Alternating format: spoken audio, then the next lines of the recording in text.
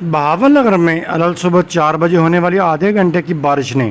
Municipal committee Bahawal Nagar کی کارکردگی کا پول کھول کر رکھ دیا۔ پورا شہر بہاول نگر کی گلیاں، سڑکیں، بازار ندی نالوں کا منظر پیش کر رہے ہیں، جبکہ 12 گھنٹے گزرنے کے باوجود میونسپل کمیٹی پانی گلیوں اور بازاروں سے نکالنے میں مکمل ناکام نظر آتی ہے۔ دوسری طرف وزیر اعلیٰ پنجاب مریم نواز شریف کے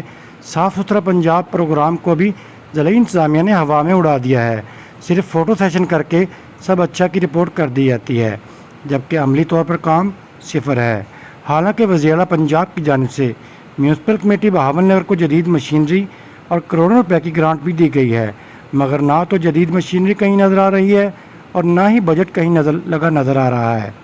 جبکہ واٹر سپلائی کا پانی اس قدر بدبودار اور گندا آ رہا ہے جیسے گٹر کا پانی ہو۔ بہاول نگر کے شہریوں نے وزیر اعلیٰ پنجاب سے مطالبہ کیا ہے کہ بہاول نگر سے کام چور افسران کو فوری طور پر ضلع بدل کرتے ہوئے ان کے خلاف محکمانہ کارروائی کی جائے اور ان کی جگہ ایماندار اور فرض شناس افسران تعینات کیے جائیں۔